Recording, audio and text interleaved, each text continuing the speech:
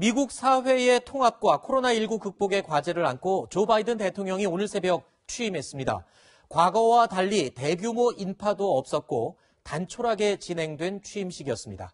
워싱턴 연결해서 알아보겠습니다. 유승진 특파원.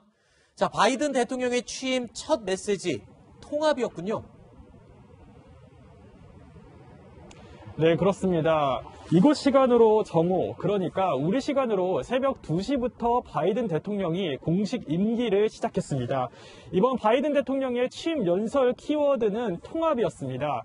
이 통합 없이는 평화도 없다라며 그간 갈등과 또 분열로 얼룩진 미국 사회를 다시 하나로 만드는 일에 주력하자고 호소했습니다. 자, 백악관으로 입성과 동시에 업무를 곧장 시작하는 건가요? 네, 먼저 바이든 대통령은요, 이 행정명령에 서명을 하며 트럼프 지우기에 나섰습니다. 특히 트럼프 때 탈퇴를 했던 파리 기후협약에 다시 가입하는 등의 내용이 담겼습니다. 가장 먼저 이 서명을 한 건 연방시설에서 마스크 착용을 의무화하겠다는 겁니다. 미국 내 코로나19 사망자 수가 40만 명을 넘는 상황에서 그만큼 코로나19가 행정부의 최우선 과제임을 명확히 보여준 겁니다. 코로나로 인해 취임식 풍경도 크게 달라졌습니다. 과거 취임식에는 수십만 명이 모여서 축제를 즐겼지만 올해 초청된 인원은 1000명 남짓에 불과합니다. 또 이 바이든 부부는 행사 참석자들은 물론 마스크를 모두 착용을 했고요. 또 서로 거리두기를 하며 뛰어앉기도 했습니다.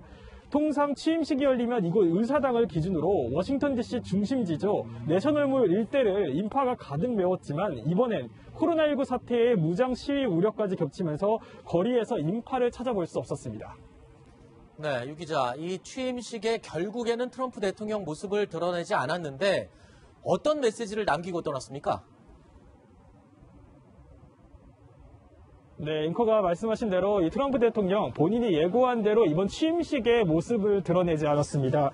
대신 오바마, 부시, 클린턴 등 전직 대통령들은 이번 취임식의 모습을 드러냈습니다. 트럼프는요, 전용기를 타고 플로리다로 향했습니다. 그 전에 공군기지에서 환송 행사도 가졌는데요. 이 자리에서 트럼프는 어떤 방식으로든 돌아오겠다 이렇게 밝히기도 했습니다.